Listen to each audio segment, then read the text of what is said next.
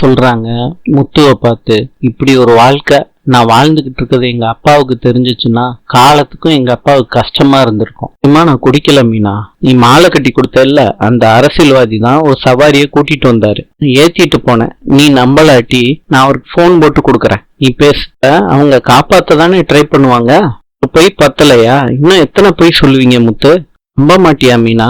என் தம்பி கைய உடைச்சிட்டு பொய் தானே சொன்னீங்க.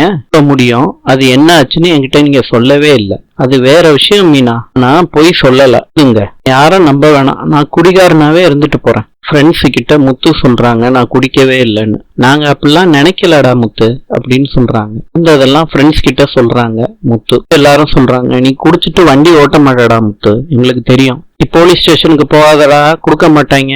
நாளைக்கு போய் கேளு. தியாவோட ஃப்ரெண்டு மீனாவுக்கு ஆறுதல் சொல்றாரு. ஒழுங்கா போயிருன்னு சொல்றாங்க மீனா. நம்ம திருப்பி தப்பா பேச ஆரம்பிக்கிறாரு. வர்றேன்னு சொல்லிட்டு கிளம்பிடுறாரு. சிட்டி கிட்ட எல்லாரும் கேக்குறாங்க முத்து இப்படி பண்ணலாமான்னு. பூக்காரமா மீனா கிட்ட சொல்றாங்க, குடிய மறக்கிறதுக்கு நாட்டு வைத்தியர் கொடுக்கற மருந்த என் புருஷனுக்கு கொடுத்தேன், அவர் குடிய மறந்துட்டாருன்னு சொல்றாங்க. அந்த மருந்த மீனா ஜூஸ்ல கலந்து வைக்கிறாங்க. நம்மள மீனா கிட்ட சொல்றாங்க, எனக்கு தெரிஞ்சவங்களோட பொண்ணுக்கு நிச்சயதார்த்தம் நடக்குது, அதுக்கு 50 முழ பூவும் 2 மாலையும் வேணும்னு சொன்னாங்க மீனா. பணமா ஒரு 1000 ரூபாய் கொடுத்துருக்காங்க, கட்டிரு மீனா. நடமாடும் பூக்கடை முத்து சொல்ற மாதிரி கடலா மாறணும். வந்துட்டானா அவன்? இன்னும் வரல மாமா, வேலையை பாருன்னு மீனா கிட்ட சொல்றாங்க. மீனா போயிடுறாங்க. அப்ப முத்து வர்றாரு.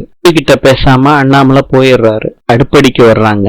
தாண்டிதான் இந்த ஜூஸ போட்டு வச்சிருப்பான் மீனா. அவன் ஜூஸையா குடிப்பான், நம்ம குடிப்போன்னு குடிச்சிடுறாங்க விஜயா. அந்த ஜூஸ குடிச்சிட்டீங்களா? ஆமா மீனா. நான் வண்டியை எடுத்துக்கிட்டு வெளியே போறாங்க. முத்துவோட ஃப்ரெண்ட பாக்குறாங்க. மீனா திட்டுறாங்க முத்துவோட ஃப்ரெண்ட. முத்துவோட ஃப்ரெண்டு சொல்றாங்க, அவன் செய்யும் தொழிலே தெய்வம்னு நினைக்கிறவன்மான்னு நடந்ததெல்லாம் சொல்றாங்க. கடைசியில எது உண்மை எது பொய்ன்னு தெரியலன்னு எனக்கு. இப்ப வேற ஒரு பிரச்சனையில இருக்கேன், வர்றேன்னு அவரோட ஃப்ரெண்டு சொல்றாங்க. பேசாம விஜயா ஒரு சேனல் ஆரம்பிச்சிரு, வார வாரம் ஒரு கண்டென்ட் ஓடிக்கிட்டு இருக்காமே. பேசும்போது வகுறு எரியுது. வேகமா பாத்ரூம் போறாங்க விஜயா. அவருக்கு லூஸ் மோஷன் ஆயிடுச்சு.